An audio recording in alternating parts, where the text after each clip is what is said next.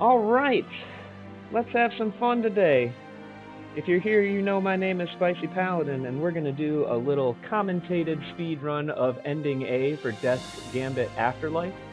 Since this game is quite hard and it's difficult to play it well and commentate, I have a commentator. Say hi, Slim, who is Dirte. Hello, I'm Slim. I'm joining here today to do the commentating. I'm not a speedrunner, but I'm familiar with this game enough to provide some commentary, and now I've experienced it now that we've been on GDQ once to do Ending C, so we're going to try Ending A this time. Yes, Slim was the man with the plan who helped me out with commentary during our hotfix broadcast of Ending C, which was great. And here we're going to try Ending A. So, Slim, if you're ready. We sure are. All right. Let's get this party started. Then I will count us down at 3, 2, 1, go. Okay, so to get started, we are going to have some stuff to mash through, pick our class, adjust some settings, and then move on. For the record, I am very aware that Slim's microphone sounds much, much better than mine. So please bear with me while my main microphone is unavailable right now and we're stuck using this one. I assure you that in the future, if necessary, I will have a better one going. For now, please just forgive me that Slim sounds so much better than me. All the more reason that he should just be doing more talking than I am so that I can play the game. Happy to take over, but we're booting up right now. So we start off in the character creation. We are going with the Sentinel class. The classes determine which skill tree you'll have access to, and we want to use the Great Hammer skills later in the run. I'm also going to pick the Crystal Bombs to start, as it kind of trivializes the first two bosses. And then now we've made our character, and we can jump into the game. Yep, we're going to get going here, and we're going to immediately do some bad guy stuff, sort of. This guy right here does not immediately trust us, but canon, he becomes our friend later. And he still will, but we're just going to kind of start this game by trying to kill him first. Yeah, story-wise, he is an ally, but he also will trigger some cutscenes later on, so if he's just gone, we don't have to worry about it. Yeah, that actually ends up saving us some time. And since the storyline of this game is that Death is going to write a contract with us so that we can help to eradicate the source of immortality, we'll just go with a canon definition that even though we just killed our buddy Vrail, we have not yet destroyed the source of immortality, so surely he's fine. Makes sense. I don't think that's actually canon, but we're going to go with it. It is now. And we also kind of skipped over a little bit about this game, if there's any kind of newcomers or anything. But it is a 2D Metroidvania, also classified as a bit of a Souls-like for its difficulty, its reliance on dodging, parrying, and has some action RPG elements. So we'll jump into this kind of first world, as we like to call it, Tutorial Island. So we've got to hit a few different switches here to kind of progress to the next door. And just for the record, we are running this on the Switch today, which is the slowest possible console that you can run it on. My world records, because I've got world record in Ending A and Ending C at the time of this recording, my world records are done on PlayStation. That is the fastest way for me to run it anyway. I certainly don't have a PC that can outpace that. However, we run it on Switch because PC is not an option for me. And the PlayStation version has some difficulties with crashing, some other issues that are not necessarily the safest option. So long story short, Switch is slower but is much, much safer. So should I ever have the opportunity to run this on stage, we would be using the Switch version. The Switch version is what I did for hotfix. And so while we're doing this, we're going to not have any differences and be running the Switch version. But the only difference between them is how slow or fast the loading screens are. So we lose a little bit of time just due to loading, but everything else is the same. Probably worth clarifying, you're on the Switch 2, right? And is that faster than the first Switch? And yes, then it is. PS5 would be the fastest route, or the faster system compared to like I don't know if you can still run it on PS4. Yeah, I mean, it's a PS4 game, so yeah, that is, right. It's kind of officially the PS4, but you could run it on the PS5 and get it a little faster. Yep, just to clarify. And then now we're going to jump into Ione. So this is the first boss of the game. And here we can see he's using the crystal bombs. Oh, That's that the went poorly starting item. already. That's all right. Ione can be troublesome. Normally this would be a reset, but we're gonna stick with it. She can be a little problematic, but it's fine. We just lose a little time. Unless I die, then we're gonna have real big problems. All right. It's all right. This is a good example of what can happen when things just go wrong. Because if we're on stage, there's a chance that things could go wrong. So whereas this would normally be a reset, we're just going to go ahead and deal with it, and it'll be fine. You just kind of stay in her hitbox. There we go. So we lost about 30 seconds from that being a bit faster, but that's okay. I was curious the trade-off of just hitting her with another crystal bomb. You need those for later. Well, the fastest way to beat the next boss is to just shove a bunch of crystal bombs down their throat. And we have enough to just immediately demolish the next boss from start to finish. I could have spent one more there on Ione and then needed to actually battle the next boss just a little bit, but I was just in the habit of trying to finish Ione down there. As long as you stay in her hitbox, because there's no contact damage in this game, then her long spear has less chance to hit you, and she becomes pretty manageable. So just about a 30-second time loss, not the end of the world. Got it. As I was curious, I didn't know if you needed a specific number. It looked like you had 7 crystal bombs left. That's what you need to clear the next boss. We should have 6, so it's entirely possible that I just kind of panicked when I missed that first dodge and then stayed forward. I thought you had 7, but that's all right. Yeah, you know what? Because I was supposed to hit that parry. Oops, I needed that. I was supposed to hit that parry and then throw one more in her face, but since I missed the parry, she was becoming a problem. And then I went into just defensive mode, so I'll have 1 extra crystal bomb, and that's fine. That's all right. So he's going to grab this book. Some of these blue books around you get skills throughout the game. That's how you can find some of them.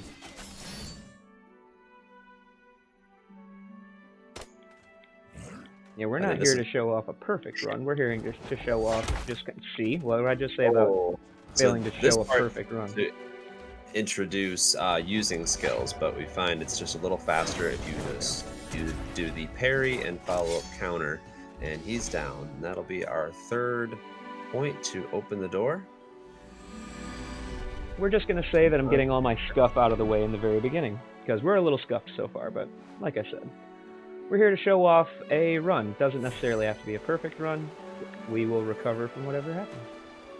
Yep. So we missed a couple of the key components here for game mechanics, but that statue is a death idol. You can save there.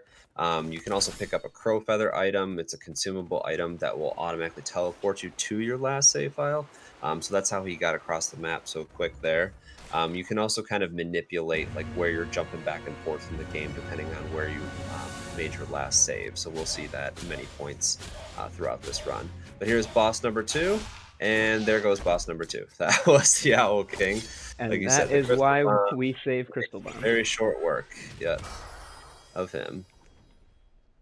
And then some bosses you get an ability for defeating them. So now he gets the air dash. We can move much quicker to traverse the map. He's actually going to skip that skill point just because he doesn't need it. Or the skill ability, excuse me. It just takes more time to grab it. Yeah, that ability would just cost time to pick up and then use it once and then unequip it later, and it just gets in the way, so we just try to nimbly go up that platform and not touch it. Yeah, we're also going to be showcasing a few more like marathon safety strats as opposed to true world record strats here today. We'll let you know as those things come up. Yep, so he grabs the save, has a little chat with Death, and we did see the game intro screen after the first 2 bosses. But he's explaining kind of where to go next and showing it on the map.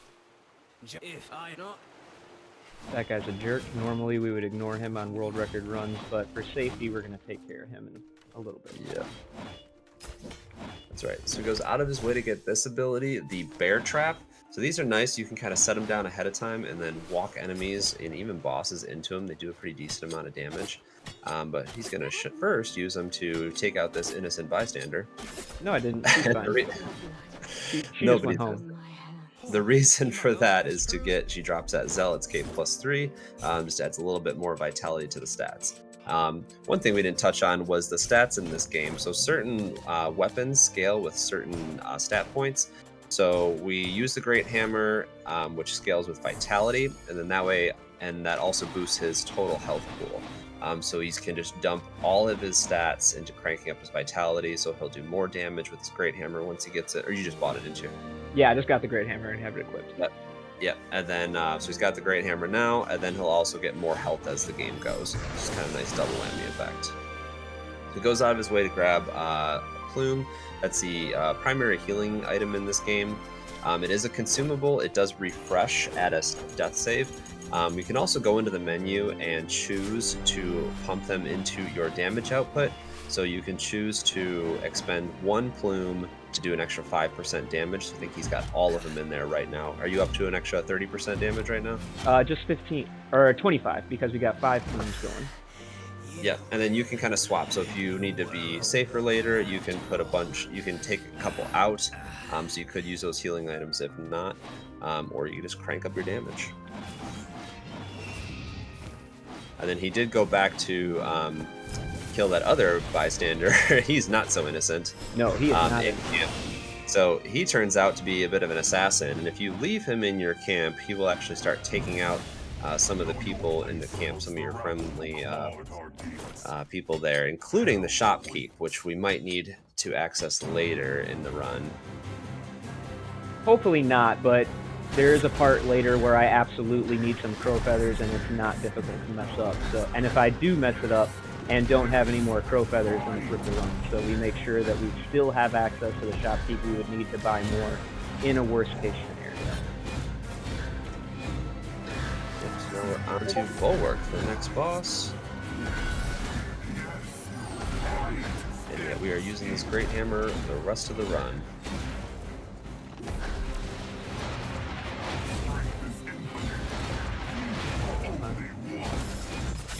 There we go. There you go. Now it's time to get interesting. Yep, so he's going to take a second here to cancel his contract with Death. So this does a couple things for us. One, it activates permadeath mode, which could be bad, but that increases doubles our essence or experience he'll gain throughout the run. It also skips a fairly decently long part much later in the run. But if you've canceled your contract, that part just never happens. And that saves about 15 minutes. Like, it is not an option for speedrunning.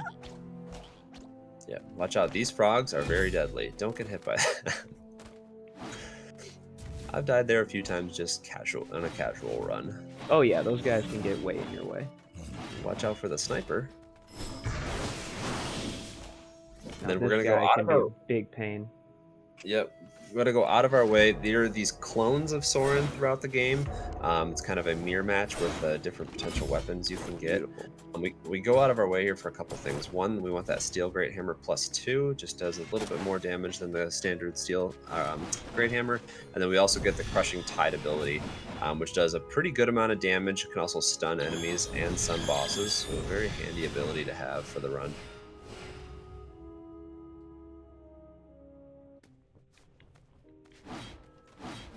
Now we're going to make our big, long shopping trip, because the only reason we need to go down here is to buy one thing that we're not going to need for quite a while from this happy little guy. And now we're leaving. Yep. The dark, yeah. On a casual run, make sure you save at that save point. That shopkeep has something to say about it. It's pretty funny. But yeah, he got the Dark Empowerment Sigil, so there's an area later in the game where it has 3 elemental locks. I believe it's a fire, a lightning, and a dark. So you just need to hit it with the corresponding damage to open the lock. So we're going to use that Dark Empowerment Sigil to do dark damage to the lock later, but it's just the easiest way to pick one up on the way. And we kind of get intro to the next boss here. It's also worth pointing out that when we went out of our way to fight that clone of myself, we also got the Haste Aura, which I'm going to have equipped all of the time when I'm not fighting bosses. That's right, we're swapping auras in and out between Haste Aura boosts movement speed on the map, right? Yep, and then the one I just put on, which is the Fragile Courage, which gives us a bonus to Vitality, which is our primary stat, but it breaks if we die, so let's not die. Right. So yeah, that vitality bump will give him more great hammer damage and boost the health pool. But now we're in Origa. She's a sniper and a bit of a rogue, handy with blades. So he hits the counter here, follows up with the parry. So in Then we those, make, usually it does a make decent a amount of sandwich damage, and you while get a she heal. jumps Yeah. off into the background. Yep, so as she's trying to snipe you, if you hide behind these little stone statues, they will take the damage for you, so you don't get hit with the bullet. But they do crumble after a certain amount of shots. And now she sees she's a little translucent, so she can kind of hide on you. Oh, back to the background. Hiding. Sorry, for me, she always jumps 3 times. There are other builds you can use that aren't Sentinel that can take her down in 2 cycles, which obviously saves a bunch of time. But for me, having the Sentinel saves me enough time elsewhere that it still ends up being worth it. Yeah. That's Origa. And there she goes. So she is defeated, but does not die here. We're going to have a little conversation about... Go look over here. Yeah, she says, go check this out. And we see behind a locked or a gate and a drawbridge. This is Kaer Shirai. So this is the goal of the game, to get here, where an army of enemies awaits you. And by army, I mean, 10 or 12 guys. You'll be all right. We're going to skip most of them. Yeah. We have a cutscene here between Endless and not Ghost Rider. Right? 2 future bosses. We're picking that up from, is it Cutie, our host? Oh yeah, our host at Hotfix. Shout out to Cutie. Yeah. We originally made the connection, and now I can't unsee it. That boss. I mean, he was right. Yeah, Ghost Rider. We'll also see not Batman later in the run. Yeah. Differences there are a bit more significant. So yeah, uses the crow feather. This is the last that idol he saved at. So using that crow feather item takes him all the way back to Central Sanctuary. Does a quick level up, drops a bunch of skill points into Vitality, and then we are ready to move. He did also quick swap the haste aura, so we'll be moving a bit faster as we traverse the map. Yeah, it lengthens my dash a little bit, and we're going to dash right past Horsey, because as much as we love Horsey, it's actually just a little faster to dash consistently and then let your endurance build back up, your stamina. Yeah, you see the green bars dropping, that's why he can't just continuously do it, so he's got to time the dashes. Yeah, if you ever see me dash and then jump, it's because I was just mashing dash, ran out of endurance, so then I couldn't dash anymore, and he just jumped instead. Yep, and now we are here to the Forgotten Gaian. Next boss, Ione, is back to help out with, to be an antagonist as well. So here we got to damage the foot, which drops him to a knee, and then he can take damage to the health bar. So this is where he's setting those bear traps down, takes the full damage from the traps, and then can go back to getting his hammer swings in. Ione is here as a pest, but that's alright, they're down. That almost got a little interesting there for a moment, but we were okay. Yeah, it looked pretty clean to me, man. Gonna grab the next ability for the Crash Down. So this is a downward thrust. Does a few different things in this game. One, it can damage enemies, but also it can trigger, open up new areas of the map. So if you'll see these kind of white painted symbols on the ground, that indicates that the area can be crashed down. To either break through or unlock a door or all sorts of things we'll see. So we're going to stop off here. Looks like buy some more crystal bombs. One less than I usually do because I still had one left over. Yeah. It's alright. It's another clone of Soren. We're going to skip right through it. Yeah, we're going to ignore all these guys.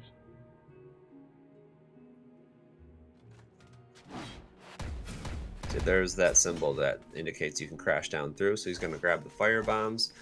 Again, we're going to see the elemental locks later in the game, so the fire bombs will take care of that. And then this is a pretty tricky corridor. There's just a lot of hazards. There's enemies, there's these guys, there's raining fire. Those kind of unicorn horses, whatever they are, that are armored, do a lot of damage. But gets through it, no problem. Let's get a quick menu to swap auras. And here is Soul of the Phoenix, aka not Ghost Rider. So yeah, that attack kind of draws you in, so that's why he kind of has to run to the side. Crystal bombs do a lot of damage. Go ahead and jump so you get out of my way. Yeah, but once you the get crushing tide to interrupt that. Yep. She was about to swing again, but we save a crushing tide so that we can interrupt it, have just enough bombs to finish her off, and she goes away. And there she goes. Yeah, once she turns blue, she expands kind of the attacks she does. And I don't remember, does she do more damage too? No. Okay. It's just, yeah, her attack patterns change a bit. And then, yeah, you got the ability to craft. Do you do crafting on ending A? Because I know we don't foresee. Nope. Crafting is slow. No. The first divergence from the ending C path is that we are going to save at this death idol. We normally skip it, but we are going to need it later to fast travel to. Oh no, I needed that.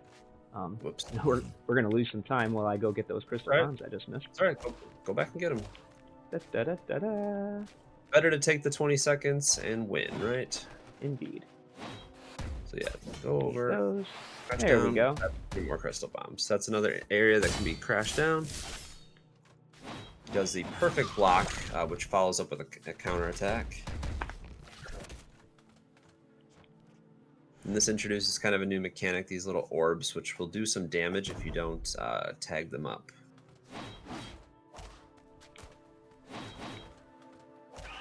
Next boss comes in to say hello, and he's supposed to stun you right there, but we just jump right over it. Just wants to say hi. We don't want to be his friend.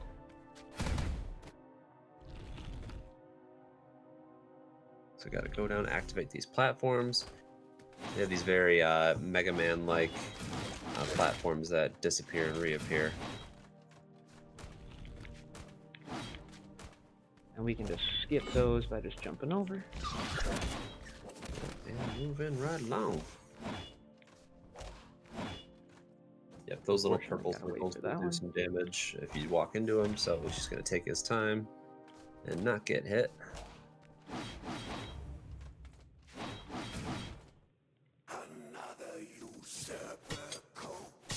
And see, a lot of these bosses, he'll lay down the bear traps ahead of time. So when the boss spawns in, they'll take that damage as soon as they hit that spot. So he spawns in, and then if you watch the health bar, I don't remember if he gets hit with it right away. Yep, just took all the damage from the bear traps to start. He got through that first phase a little faster than normal. I usually take down a bit more of his health before he does that, but that's okay. Ah, hate to see miss that. But it's already here. He has some pretty big area of effect attacks, so it could be a little tricky to get the dodge timing down on that. Come on now.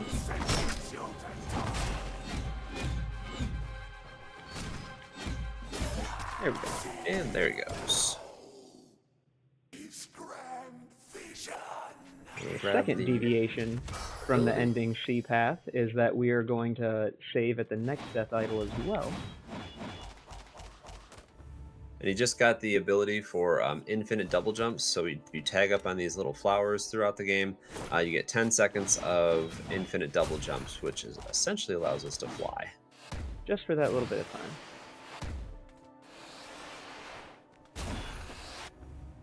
But now we gotta go on the mission to the puppy boss. Oh, that's right. We love a big dog. Pick up a leaf of Gaia on the way. Yep, so that's a consumable item that will give you a full heal. There's only so many of those in the game. You can't buy more, so be very careful about using those. I think we just get them for safety. That is correct. For this run. But on a casual run, they can be real handy. Just be mindful of when you use them, because they're a set number, and once you use them, that is it. Yep. Yeah, your Phoenix Plume healing items, you can get those back. The Leaf of Gaia's do not come back. So he's using that crash down to kind of open these locks, kind of get through these areas. Or they're not really locked, it's just there's spike traps, spike hazards. And they hit hard. Like, obnoxiously hard for just being weird cones. Yeah, alright, so we're coming up to Q-Sith, one of the toughest fights in the game. Pet that Or there's also a pacifist option where if you pet the dog, he just drops with the things you need. So we got the Sigil of Kara-Shirai, so it's one of the keys we need to access the end game, and the Grace of Gaians, which adds a little bit extra. Is that XP boost, right? Correct. That also gives you a smaller boost of vitality than the Fragile Courage does, but it also gives you a bonus 50% to the essence you pick up, which is, again, experience, so that's huge. Yep, so here's our area with our 3 elemental keys. So that's the Fire Lock, this is the Lightning, uses the Crystal Bomb, uses the Dark Sigil to do dark damage, and we're clear. So that was the 3 locks, or elemental locks we were talking about earlier, that you need to clear to access this next part of the game. We're actually going to save and level up here, which is a little different from ending C, just because we're trying to manipulate where we crow feather back to after the next boss, and also be as high level as reasonably possible for that next boss, because he's a jerk. That's right. This is Amavaro's Observatory. It can be a tricky area to navigate just because the enemy difficulty is a little bit higher here. I think the intention is you normally come back to this area later in the game, but because it's a speed run, this is the fastest path. One thing we haven't touched on is he's going to stop to pick up these books. So it's an Amavaro book. So every boss has 2 texts you can pick up, or tomes you can pick up, and it does a couple things. One gives you a little bit of lore information about the boss that you can access in the menu. The other thing is that each book you get gives a 5% damage boost against that boss, and there are 2. So he goes out of his way to snag both. That'll give him 10% extra damage against Amavaro coming up. But before we get there, we're in this little gauntlet. So there's these 4 kind of enemies you have to clear. But as you defeat each one, you get a temporary debuff, and he'll have to clear all 4 of these before he restores all these debuffs. And that is not Alien. Not anymore. He's down. So yeah, he's moving a little slower here just because this is the last debuff he's got. If you roll or dash, it completely depletes your stamina. But that'll do it. So the gauntlet is clear, debuffs are gone, and the way forward is open. We're just going to move up to the second boss. I'm going to do a little bit of menuing, and then I'm going to let Slim handle the commentary for this next boss, because I'm going to need to focus up for him. Yep, I know for ending C, this is the most dangerous part of the run. I would think it probably is for A as well. It sure is not. Oh, really? Okay, just kidding. No, that's Heroic Phoenix for sure. Got it. Good to know. Looking forward to seeing that. But this is Amavaro, so he can be a, like I said, for the speed run, very dangerous. He can just hit really hard and quickly. He gets the perfect parry and counter off right away, which is great. That's exactly what we want to see. Hopefully he'll be able to get, I don't want to say it before it happens, but you can usually get a few off in a row before he teleports out. So these little blue orbs that he summons on the screen, if they explode, they can leave these streaks behind that can damage you. So it's just a little bit easier to navigate the fight if they're not there. He kind of quick menus and goes to the bow, so he can take them out and then back to the Great Hammer. Here he's just roll dodging through these red lightnings, and then back to the main map. So that's kind of the sequence of this fight. He's now summoning meteors, so just more hazards on the screen to kind of keep in mind. He's also dropping a bear trap occasionally when he can, and then when Amavaro triggers that, he'll take the extra damage from the trap. But yeah, again, he quick menus to get the bow, take those out, and then back to the hammer.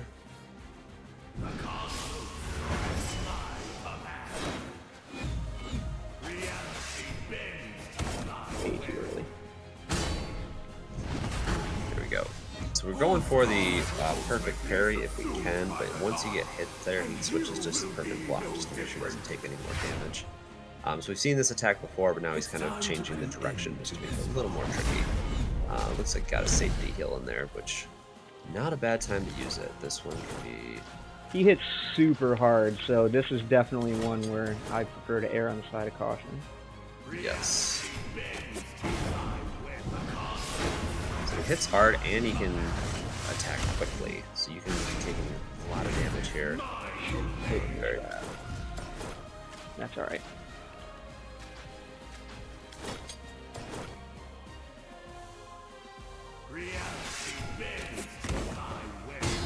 Go again. There we go. Perfect block follows up with a counterattack as well, so we got it in there. But that's the perfect parry and counter. Got a little messy there for a second. Yeah, I got real close. Like I said, that can go from great to awful disturbingly fast. And yeah, you can go from fully healthy to dead in about 4 hits, 3 or 4 hits.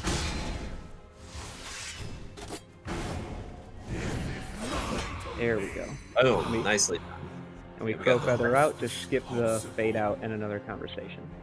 Perfect. And he did drop the second Sigil of Kaer Shirai, so we need 3 of those to access the kind of, well, I would say normally the end game sequence, but there's a bit more on for ending A. Indeed. But yeah, Crow Feather back to the Death Idol and be on our way. Yeah, if you play this game casually, that is a step up in difficulty when you get to that boss.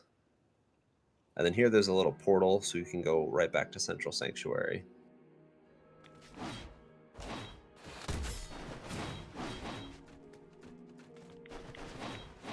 I was like falling from the sky to crush that guy. Nicely done. Alrighty, now we're moving on to see who Slim likes to call Batman. Well, you'll see why in a second. But yeah, crash down to access this part of the map. Go to Darkness Falls. So all the enemies here are a little translucent. You're both at... Oh, no. Poison. No, we're alright. As long as that doesn't fill up. If that fills up, it's awful, but it didn't, so we're fine. But yeah, those enemies need to be hit with a consumable item known as a Sunstone, and then they can take damage. But for us, we're just going to skip right through. So Ione is here as an ally this time. And here we have not Batman. Really only a connection in name only. This is the Dark Knight. So story-wise, this is Ione's father, or what is left of him, what he's become.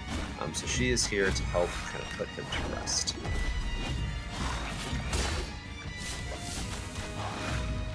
We are obviously going to do the majority of the heavy lifting there, but she does help out by keeping... She takes care of those weird little red things that like to come in. Yeah, they're, if there's any Final Fantasy fans, I like to compare them to the Red Clan enemies that pop up in a lot of the games. But now his health bar is gone, these wizards come in and they can fully revive that boss, or the Dark Knight, if they're allowed. So he takes them out quick with a Crushing Tide. Looks like the boss revived a little bit before he dropped him. Yeah, he only got a hit or two worth of health left, so we just went back, finished him off, and we're moving on. Ione tried to drop in to have more conversation, but we're going fast, so we don't want to hear it. Yep, so after defeating Auriga, the sniper earlier, she gave you the key to access this area. This is her home world. So we took a little detour before getting there, but this is where we are now, in Garde Tomb. But it's a very different looking area than the rest of the game. It was medieval style and castles. Now we're in this very technologically advanced area. But this little platform here does have the crash down symbol, so he's kind of manipulating the time or the speed of it to avoid these little lightning hazards.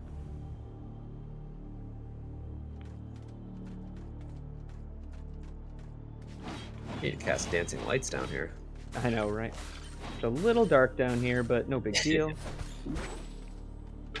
Yeah, that was just a little locked door. You just had to hit those 4 lights before any of them expired. We're going to save at that Death Idol just so that we can fast travel here later for ending A.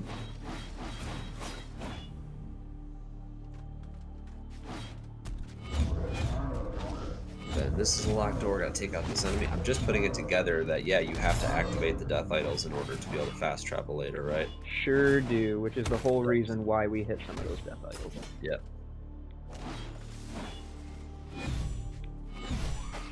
it's in the ending C run, we don't really fast travel, so it's a mechanic I had to brush up on. And even in my casual C runs, I don't think I did any fast traveling. Now, you get it so late in the game that for ending C, there is zero need for it. But for ending A, when you have to go back and fight some heroic bosses, it obviously saves a lot of time to be able to teleport to the death idols nearest to those bosses.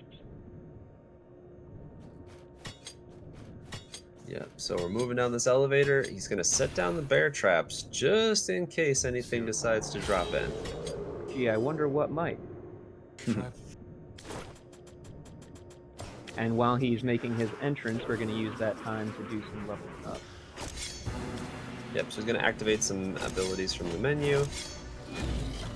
And here he is. This is Bi-Surge. This will be the next boss. We're not going to do the whole fight here, but he's just kind of here to antagonize you a little bit.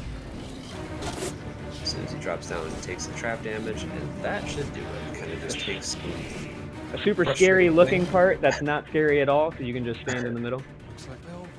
Yeah, I mean, those little lightning blasts, orbs, if they can do some damage if they hit you, but masterfully dodge them by listing lazily to the left. Yeah, exactly.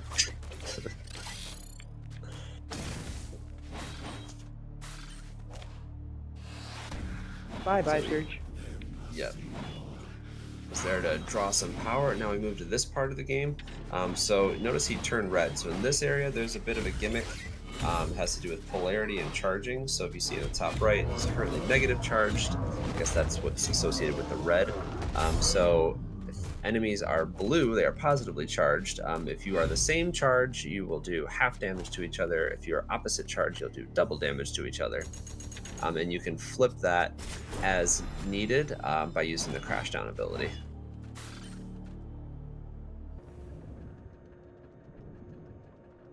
Which we're going to start this next boss fight by immediately crashing down so that we can be opposite polarity of the boss. Yep. So that we do double damage to each other, and hopefully I'm the one doing all the damage. Yep, he also throws down his 5 bear traps to reset those. And we're doing some overhead swings, and you can see in the top right corner I have an ability where when I do a combo finisher, which when you don't have a weapon equipped in your secondary weapon, pressing the secondary weapon button simply does your combo finisher. So I stack that up so my first air jump does 5 times damage. Yep, and then he takes all the trap damage. And that big orb attack is kind of the one you really need to watch out for when you're dodging through it. Ow. Pretty super. You were saying? Damage, yeah. This was another tricky one casually compared to a lot of the other bosses. Not be foolish. Yeah. Here we go. Yep, safety heal just in case.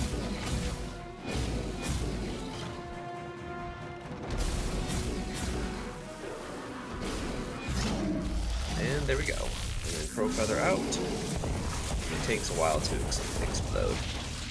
Yeah, you lose a bunch of time just waiting for him to explode, so we just Crow Feather out, so we don't have to do that or take the elevator back down. Yep, just go back in that hallway to activate that cutscene that opens this path, and now we're headed down the path. Yep, there are more bosses in this game than we'll see, so we're only taking out the ones that are in the way, or like I said, we need to defeat them to open the door. We need to defeat them to get a key to Kaer Shirai. Or we're going to go back at some point and defeat them in heroic mode, which we'll need to access ending A. First, we're just going to enter a creepy area and see a vision of our mother and have a flashback. Don't mind all the hanging bodies. It's a creepy area. They're just dialing it up. You know, one thing I didn't touch on is you keep throwing these bear traps down. I believe those regenerate over time, right? So you can stack 5. You're throwing not at all over time. No, they regenerate when I hit a Crow Feather. Got it. Okay. I think I messed this up. Whew, just made it. Got through just in time. See, yeah, there's a locked gate there, and you can do a skip as he just did to kind of navigate around it. Use the double jump to break upwards through the bridge. Just saw an enemy jump off the bridge after you. And we drop down to the next boss, the Eldritch Council. the way this one works, these 4 gems appear. He needs to destroy one to activate this kind of sub-boss. And he'll have to take out all 4 of these before the Eldritch Inquisitor will come down off their stand and he will fight it. So first one down.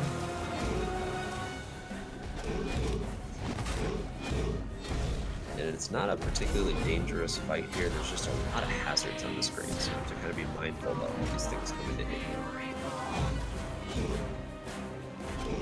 Yeah, we should be pretty safe. Things can get out of hand quickly if you get sloppy and let those big red guys touch you, but we're not going to do that. The plans. Don't get hit by the plans. They can inflict like a mania status effect that is really bad news.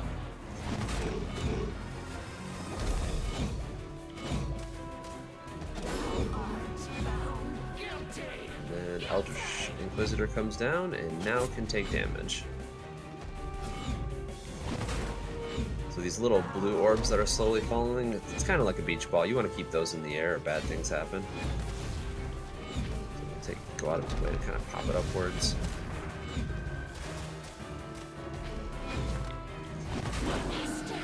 And down they go. That drops the final key we need for Kara Shirai, so now we can access what would be the end game, but with ending A, I guess there's a little bit more to it. Yep, we're just about to go fight our first heroic boss. Slim, what's a heroic boss? So a heroic boss is a leveled up version of the boss that has typically more health, might have different attack patterns, can be a bit more challenging.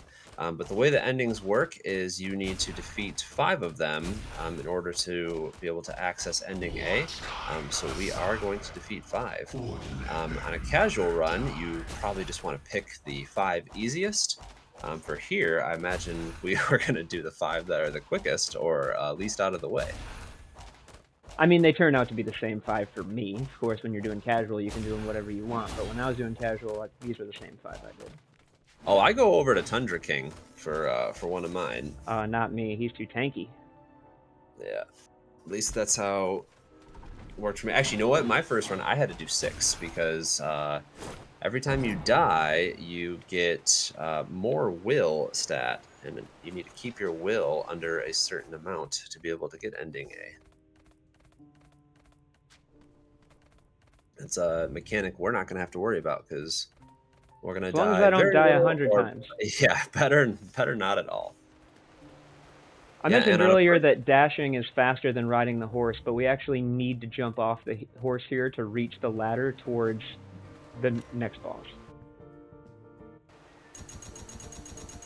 So we run over here to activate this Death Idol, because we'll need to warp here, level up a lot, and grab Horsey so that we can go and fight Heroic Auriga. See what the sniper has ready for us for her heroic version. Whoops. There we go.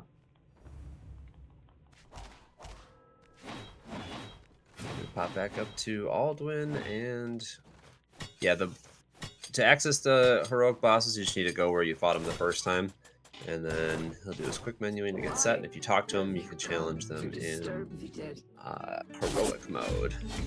So yep, she takes all the damage from the bear traps. Dang it, I hate when she counter and back.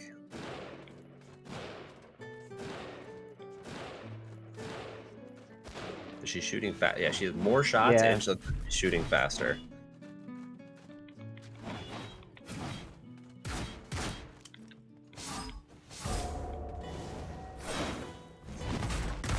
Oh, really? I missed it. Oh, well. Yeah, another perfect parry and counter. She goes back in the background. Oh, don't do that. That wastes so much time. Jump right into the same spot. Yeah, she thought I was moving off screen, so she was going to follow me. Oh, and then she can heal here, but we're going to interrupt that. I think she can do that even in a normal fight, right? Yeah. Yeah, this first fight, we just didn't see it.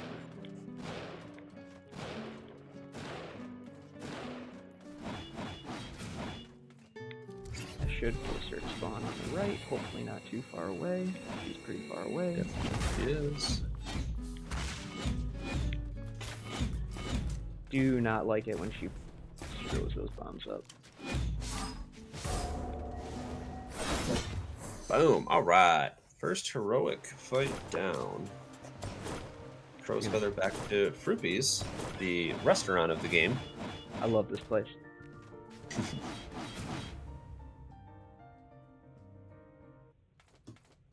And then here's where there's normally a pretty significant cutscene, but if you cancel your, or excuse me, a whole part to the game.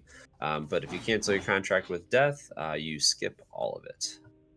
This is a pretty significant cutscene that's 3.5 minutes long that we skip on both ending A and ending C just by having a Crow Feather ready, and as it fades out, you kind of regain control, can use that to feather back the last death idol, and then when we get back, it just assumes we've already seen the cutscene. That's right, and then that drops the ability here that finally unlocks fast travel, or known as Dream Shift in this game. But you can now pick to jump to any previous death idol. From a death idol. Yep, correct, from a death idol. It's my least favorite part of the game. Oh, we're going. Just in the sense that it's about to be button mashing time. Yup. So you focus up, I'll explain kind of what's going on. So he goes up to hit the death idol. So he's going to hit this flower, which activates the infinite double jump, use the Crow Feather to get back to the death idol, and now he's just going to button mash to see if he can get all the way to the top here, and nailed it. And that skips a significant part of kind of going up this this big tower, this big keep. Like a huge part, to the point where if we run out of Crow Feathers to retry getting up there, it's Rip the Run. Or you could just go back. Oh, I guess you could go back and buy more, but if you run out of essence to buy them, correct? Well, that's not the issue so much as if you let Boss, that guy that we referenced earlier in the run, kill the shopkeep, and then you can't get any more, then you're in big trouble. Which is why we took him out as kind of one of the safety strats for kind of marathon setting. The source of immortality lies. Yep, got a quick menu, access any of these abilities he needs for the next fights. Now it's time to do our heroic gauntlet. Here we go. So this is where we dream shift. Fast traveling back to, looks like Gaian's Cradle. We're going to go visit Ione, and we're going to stun lock her to death. Yeah, if you want to try the heroics, this is the first one to start. You can probably knock this one out even earlier in the game.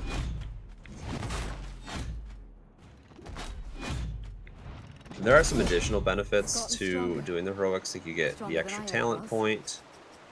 It removes some of the will stats. If you need some of these endings to get ending A, you have to have your will under a certain number. Was it 100? And you get some pretty good gear. If you didn't notice, I got some different helms when I beat Heroic Ariga and immediately went and equipped one of them because it gives you a nice chunky boost to your vitality. Yep. I saw her drop it. I did miss the quick menuing is so quick, so I did not see that you popped in to equip it. But here's Owl King Heroic mode. Bear traps do a lot of work here. And then at this point in the game, are the crystal bombs not worth using? As far as I know, no. Okay. Because yeah, the first time we fought him, it was just a handful of crystal bombs, and he was out. I mean, he's still pretty quick that time, so it's not really an issue. Right. We're gonna be extra mega super safe and grab that on the way. One more right here. Leaf of Gaia. Get the full, and one more full heal if we need it.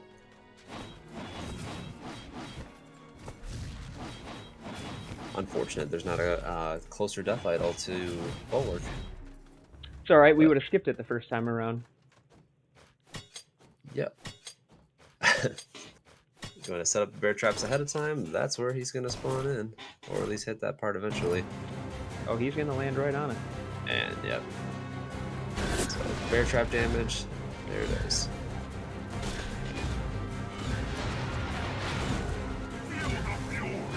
Don't love it when you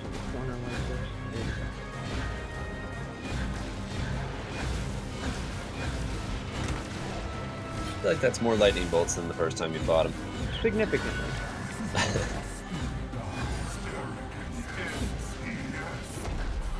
Get out of the corner, yo. Or you know what? Just stay there. Yeah, seem to be doing just fine. Now we're gonna back up because it's about to be lightning o'clock. We don't want to mess with that.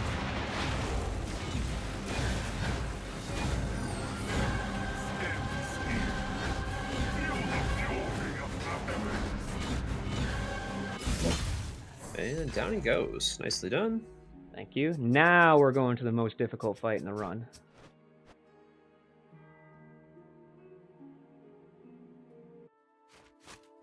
It's time for Phoenix. I'm excited to see it because, yeah, Amavaro is usually the biggest trouble. Glad you're excited. I mean,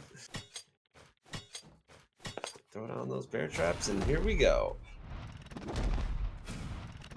As you mentioned earlier, he's getting these overhand swings in now just so his next jump attack will hit 4 times, as you see in the top right. Actually, 5 times. He got one more swing in.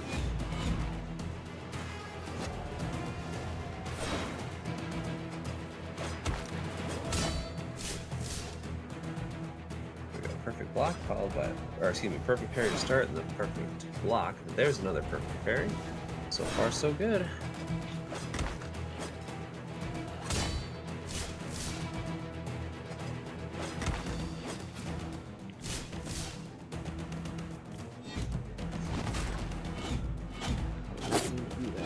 There is the split.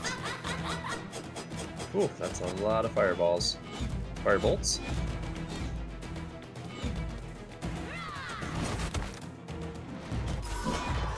No problems. I think Almavaro gave you more trouble, but yeah, I could see the extra hazards on that. That thing can get nasty really fast. But we did alright. Yep. Death idled out. Dream shifting back to a Kersharai ceiling.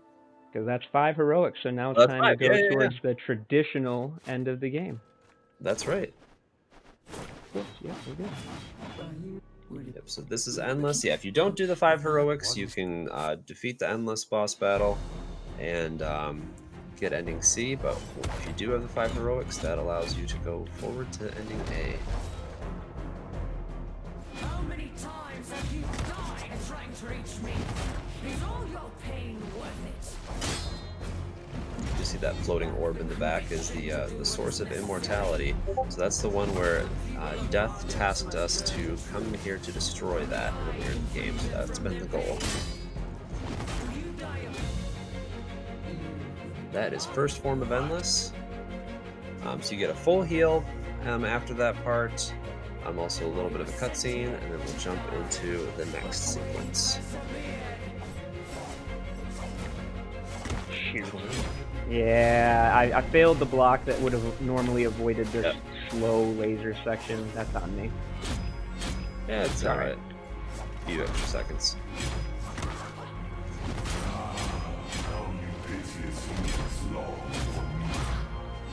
It's hammered. Yep, that's part 2. Reveals her true identity. And then she has 3 more forms you can select when they start. So that kind of gives you an opportunity to heal if you need to on a casual run, kind of in between these fights. But he's just going to kind of seamlessly go into all 3 of them. So there goes one. And then you have to, go select the next one.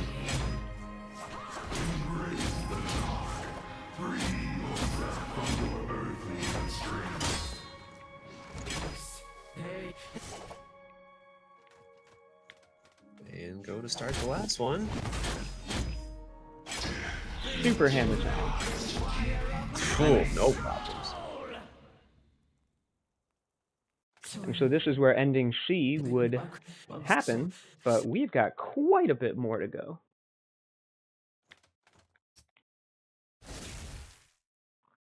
That would have been time for ending C, but instead we're going to see some creepy stuff and new touches. suffers in the afterlife. Why isn't it working? There's just one thing I need you. Because not everything is as it seems.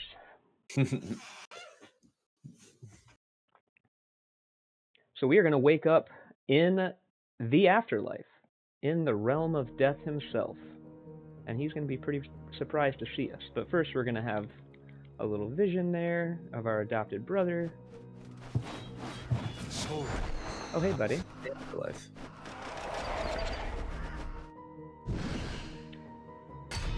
Now, if we were, for example, on GDQ stage, this would be a good time for some donations as we mash our way through some conversation.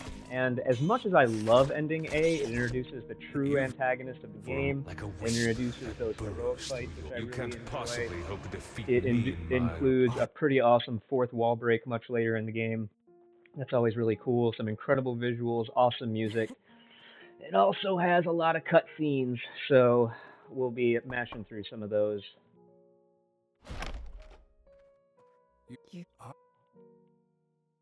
The true antagonist of the game, Thalamus, is giving us a vision here of what our life could be if we sided with him. Granted, it would just be an illusion and not at all real of being reunited with our family, and so because of that, we are going to side with death. We don't want to live in an Inception fantasy dream world. We want to actually save everybody trapped in his looping nightmare. So we side with death. He takes a little corrupted adopted brother and bounces, and Death lets us know that we're going to have to go collect some soul fragments of some of our allies in order to be able to properly enter Thalamus's realm and go challenge him properly. You have Ash to thank for that. And for the record, we could have sided with Thalamus, and that would begin the sequence to go for ending B. Correct. There are And if your will is above 100 trapped and you beat 5 heroic bosses, then you are forced into ending B. Yeah, my first casual run, I actually had to beat a 6th heroic boss just to get the will under that 100, so I could continue on with ending A.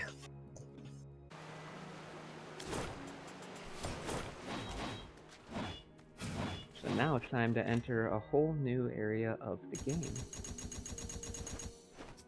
Yep. First level up drops all the essence into vitality boosts.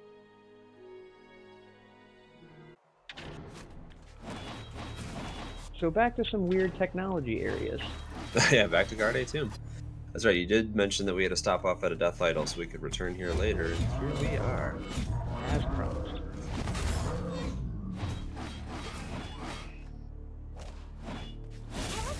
Now we're going to go to the new area. We're going to have our little friendo here who's going to open some doors for us, and he's also going to tell us a bit of a story, which we're not going to listen to. But it's about the source of immortality and how it came to be. And the Death Idol will get back to there very shortly. And people fear to own anything.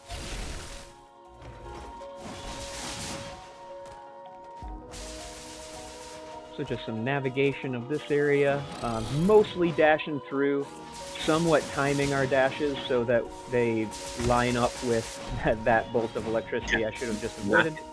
Not getting hit with the purple lightning. Or Yeah, ideally go- much else, but it's alright. Yeah, if he hits these little circles that are floating around, it triggers a laser turret to fire at him. I'm in a fright. Just kidding. Alright, now we're going to go fight one of the more entertaining little bosses of the game. You got So a the lot of training parasites, dummy buddy. puts a bunch of parasites in our inventory, and they slowly drain our health until we drop them. What a guy. Yeah, those are in other parts of the game too, so if you notice you pick up one of those, you gotta go in your inventory and make sure you drop it. Otherwise you just continuously lose health over time. By the way, he's down. Nice. Almost missed it. So we do all that to get this warp orb generator, which we will need to navigate throughout the rest of this area. Whoops, forgot to jump over that. Yeah, first, crash down to this. Warp orb, throw the little ball, and you are teleported to where the little ball is.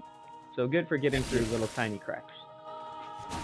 Yep, there are other areas in the game where you can pick up some additional skills or other items. So if you're running casually, you might want to explore for things you might have missed. So I know there's one on the way to Amavaro. Oh yeah. There's quite a few little areas you can access with this thing.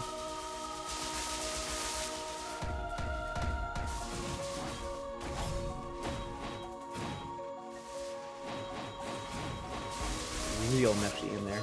Yeah, a lot of enemies, a lot of hazards. Oh, nice little dodge there. Yeah, it does. Looks like it takes maybe a second for the that warp orb to activate and actually take you through.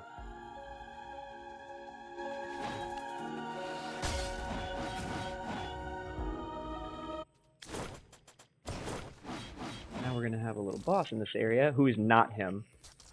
For the record, he is like the ultra boss of the game that has a super complicated means of unlocking, can, I'm pretty sure, only be accessed in New Game Plus. We're not messing with him. Instead, we're fighting a bad AI.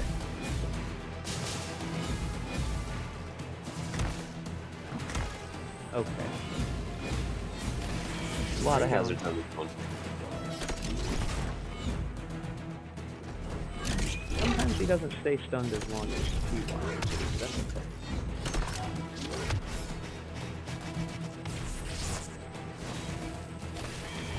Oh, boo. And missed the crushing tide, unfortunate. That's alright. Yep. Use the Phoenix Plume there to get a little safety healing just in case. Oh, I thought I was gonna skip this section. Come on. Look at how much health he has left. Losing all kinds of time to this little attack when I almost had him. That's alright. Just needed to breathe on him, and that would have did it. That'll do. There. It.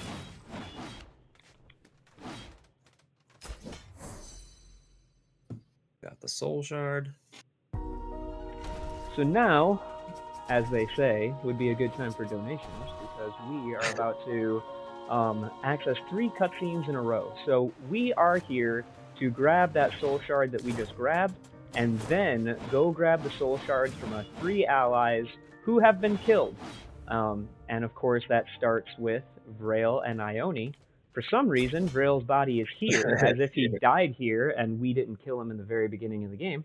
So we're just going to allow that. We'll assume that he actually somehow survived when we fought him, and we're buddies now. We're going to see his regrets, because the way the story goes, Thalamus kind of has all of us trapped in a looping nightmare, so we're seeing a little bit of where our allies are just stuck, in this case, disappointing their children, and we are going to help appear in their dreams by doing a soul dive, which is just an ability that we have now that we got that that soul shard just a few minutes ago.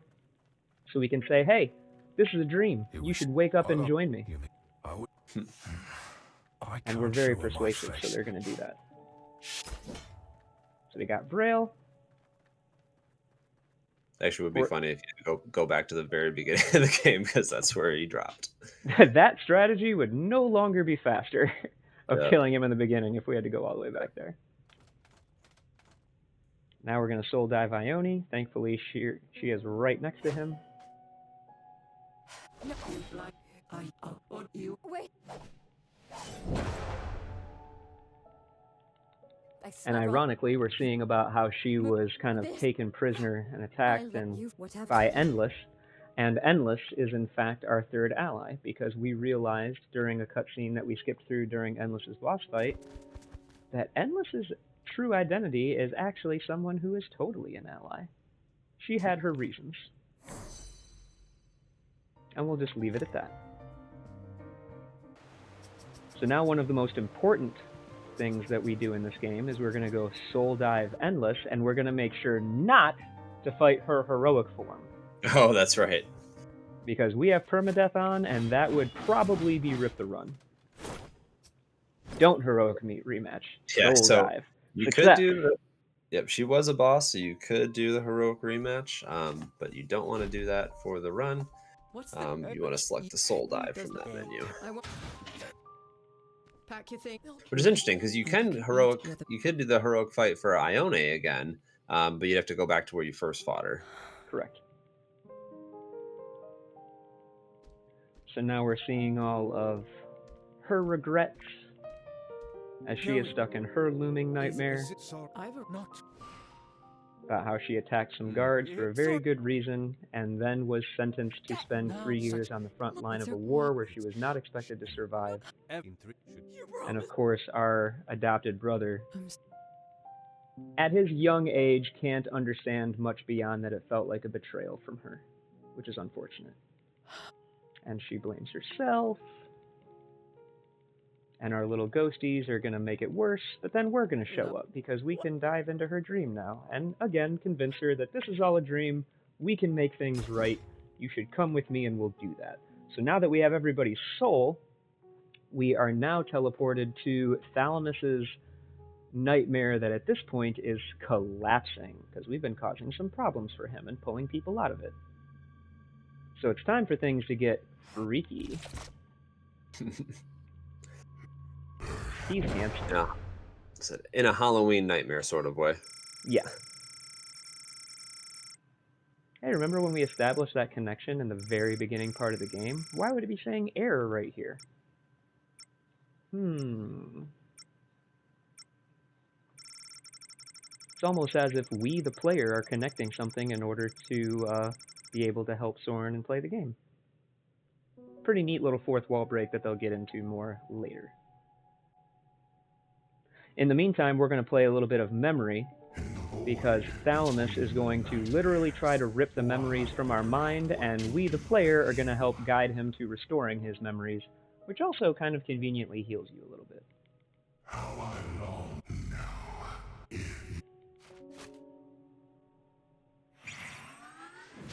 Ow, bunch of memories, and let's collect all those again. So it's also a bit of trivia with what's actually going on. Yeah, but I believe they can be scattered in a random order, but the answers are the same. That is correct. So that's why he's taking a second just to make sure he's getting the right answers for him. Yeah, I can't just memorize inputs. I actually have to recognize the question first because the questions themselves can be randomized. While we're here, what happens if you pick the wrong answer? You take a little bit of damage, and then you just pick it back up and try again. So nothing of consequence other than you lose a little bit of time. Will have dire consequences. Or health for a casual run.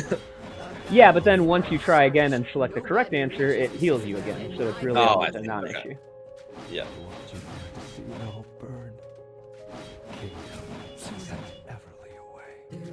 We're just going to be in the nightmare here, seeing some creepy stuff. There's an NPC coming up who is named Eva, but sometimes if you go really fast, the game kind of glitches what her name is supposed to be, and it's always really entertaining when it happens. Let's see if it works. Hello, confirmed class selection. That's a beautiful name. Confirmed class selection. What a good name for a child. And then she's gonna grow up to be the villain of Death's Gambit too. I have no idea why that glitch happens. All I know is that when I'm speedrunning and having a decent run, her name instead of Eva is confirmed class selection. But it feels like if I'm going slow or it's a casual playthrough, then it works correctly.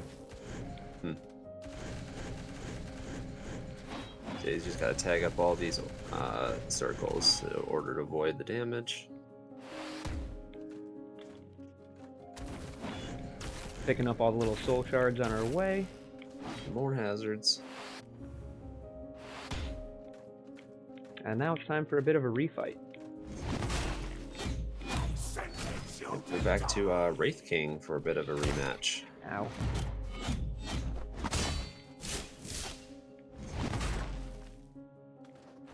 Oh, didn't mean to do that. Oh. That's okay. We're alright. If anything, I was just disappointed because I'm trying to get him over the left side of the screen. Wow, let's do that again. Oh, hit again. We're okay.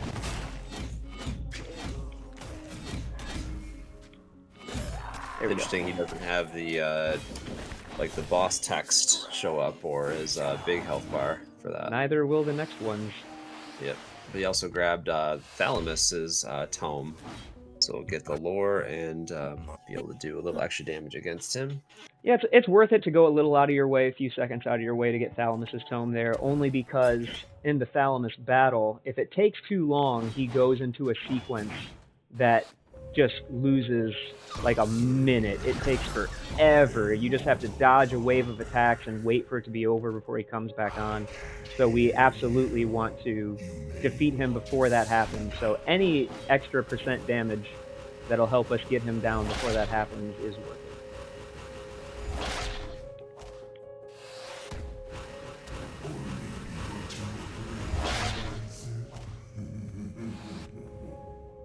Meanwhile, Thalamus is continuing to talk smack, but if you notice, he's not actually talking smack to Soren. He's talking smack to us.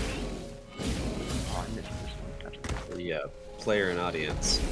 And then here we're jumping back into another boss rematch. So we have the Eldritch Inquisitor and Visurge. So we're Two just at a gonna try time. to keep them grouped together so that they're both taking damage from the hammer swings. And just like last time, Visurge is going to take a long time to explode. You'll actually get stuck on the edge of the screen trying to leave, waiting for him to explode if you don't hit that Death Idol first. But the Death Idol kind of like resets that timer. So you can just save at the Death Idol and then leave through the side of the screen faster than you'd be able to if you just ran right by it. More characters stuck in Thalamus's nightmare as he continues to torture the soul of Ione's father, which in turn tortures her. We're going to take her soul back. I don't know why we got 2 of them.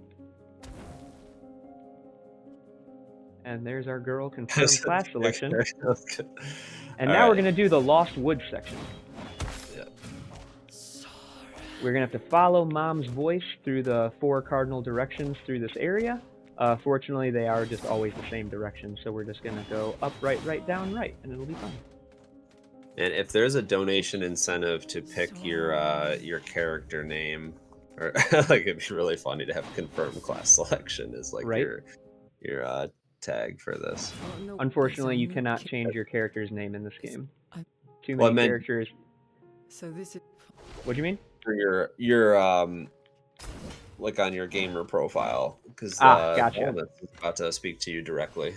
Yeah, but you know, if I'm ever fortunate enough to run this on GDQ, I would love to name the profile GDQ so that when he calls me out as a player, it's actually a little opportunity to show off who we're trying to support and represent. It'd just be funny to have that be a like a name selection incentive, because I've seen those before. I realized I was talking instead of paying attention and wanted to make sure I leveled up there. We're going to go through another section here where after this we're going to do some more trivia, which allows us to heal when we pick up those selections. So we're just going to face tank those blasts. It's faster knowing that we'll get to heal anyway. Because he's running out of patience with us. Time to unequip everything we won't need and grab our last abilities.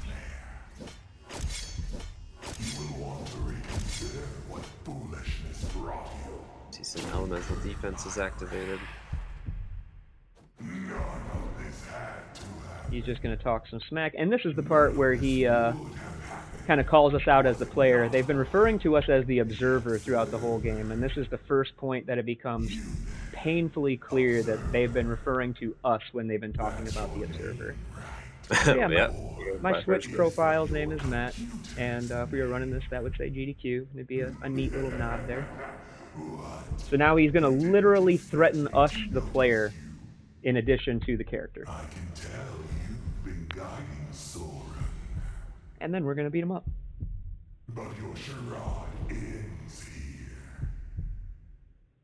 When I'm done Once he's done monologuing. Like bad guys do. Of course. Gotta get your monologuing in. now watch helplessly as I rend his soul. I think we'll be okay. However, trippy. Ew. Yeah, this section is actually pretty cool, especially casually. It just took a bunch of damage there. Just because he Unavoidable, doesn't right? like us. Yeah, absolutely. Because screw us, that's why. He just does a ton of damage to us. A little bit more. Yep, got a couple memories to heal back. Drop a couple bodies. That was actually Vrail and Ione, because he's trying to further torture us.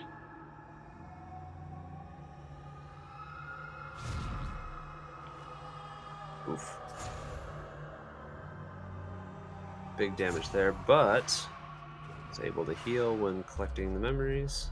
Ironically, he's going to end with one more source of big damage and then doesn't heal us, so we have to go into the final fight with a big chunk of damage, that big chunk of damage, unless we go out of our way to heal it here in a second. But first, bear traps. Okay.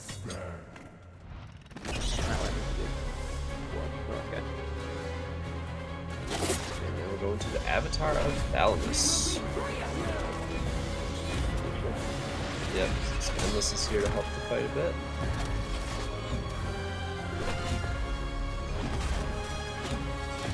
I'm going to focus up a little bit because I'm stuck in this Yeah. at the beginning. Yep. We should be alright. Worst case scenario, we lose about a minute to his big attack we're trying to avoid if we let it happen, but hopefully it doesn't. Man, I'm not doing so well.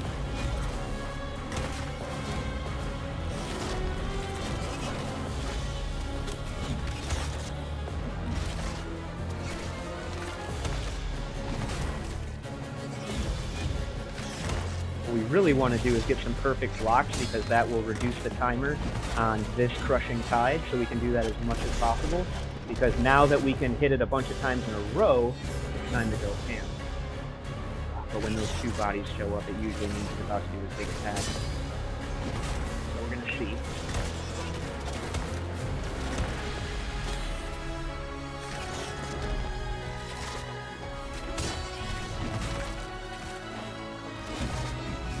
Oh, I missed it. I haven't missed it in so long.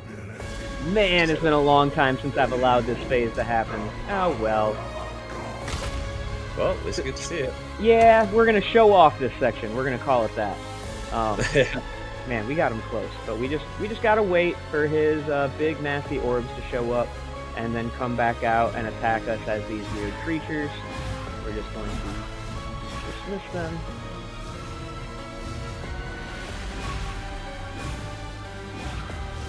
Sorry, Any- as he's taking them out, they leave behind a little bomb that goes off too. Oh yeah, it's not cool. Welcome back. And it's back. Quit running.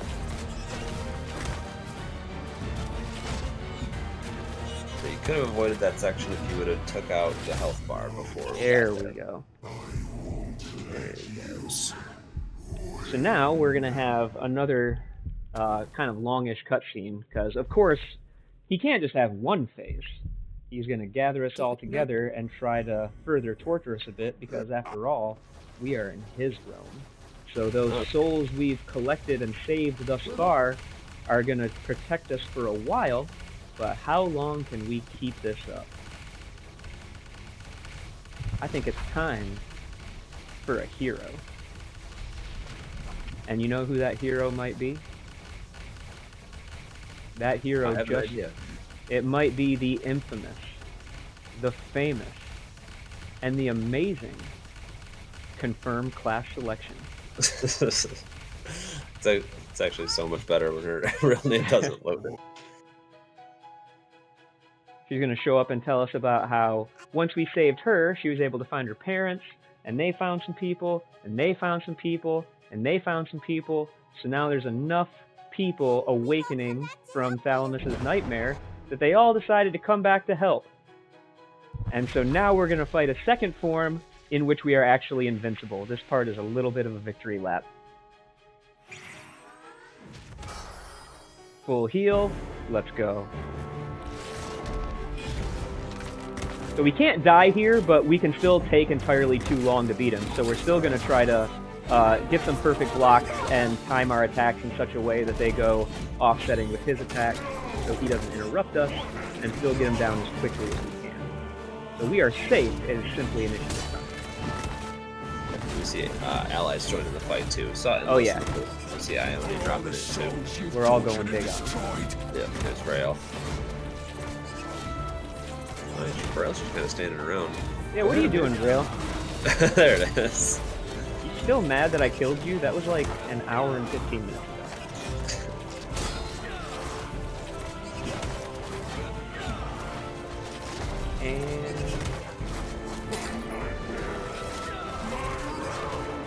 And forget your run.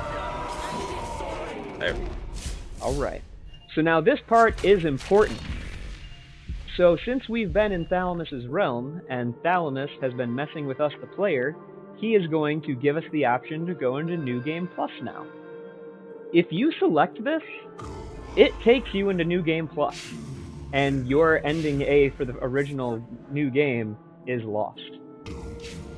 And so he's tempting you to say, hey, push the button. But you can tell, like, the music is all distorted. You can hear Endless trying to talk you out of it. Don't do it. Don't push the button. It's a trap. Soren, snap out of it! So we're just going to wait a minute and not restart the game in New Game Remember all Plus. the pain we've endured. We finally break the cycle. Now. Alrighty. So now we are safe. We are definitely in the victory lap section of the game. We're going to have one more quick fight after some dialogue mashing, and then it will be about time. So just another minute or two here. And this is actually the first time you hear Soren's voice actor, because as far as the story is concerned, this is the first time we've actually been awake. Why do my eyes hurt? I've never used them before. Soren! Mother? So we're in a little bit of a dungeon, but since we freed Endless from the nightmare as well, she is awake to kind of save us. Feels like a hangover. So And let's see what's happening in the real world. Oh no, it's really bad. It's a lot of fire. Yeah, things are not looking good right now. This It's is almost- fine. It's almost like all these immortal things are wreaking havoc. You know what we should probably do is eradicate the source of immortality. That was the goal all along. I'm with you. And not only will that fulfill our contract with death that we ripped up anyway, but it'll also save bottoms.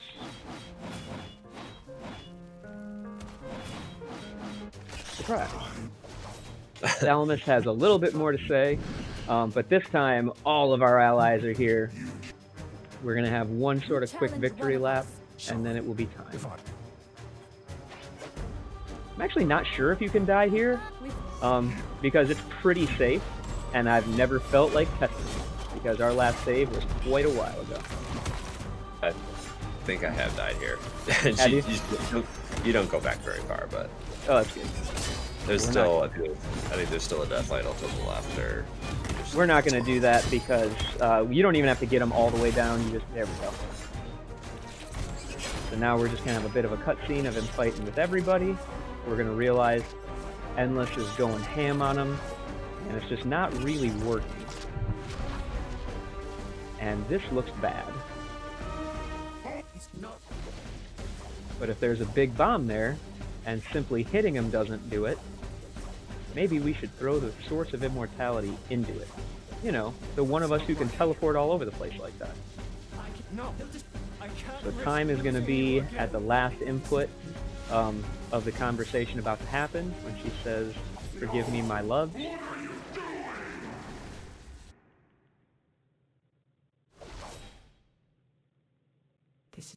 Time. that's time. And that is ending A. Looks like I just timed it as a 1:23:04. Not bad. Nicely done. What's bad. your world record time? My world record is 1:12, still pending verification on speedrun.com, and then my previous world record was 1:20, so I managed to save 8 minutes off by changing the route and doing some different strategies with Heroic Phoenix and different save idols, different routing. Managed to save a bunch of time, so my awaiting confirmation should have no difficulty being confirmed once it gets done. World record will be 112, but again, that's on PlayStation. We lose some time to load screens here on the Switch too. And also, it was super scuffed. I messed up original fight against Ione. I messed up the fight against Thalmus. So not the fanciest run, but a good example of how fast this game can still be, even in a run that makes a significant amount of mistakes. Nothing that really sent us back too far. Still completed a permadeath run.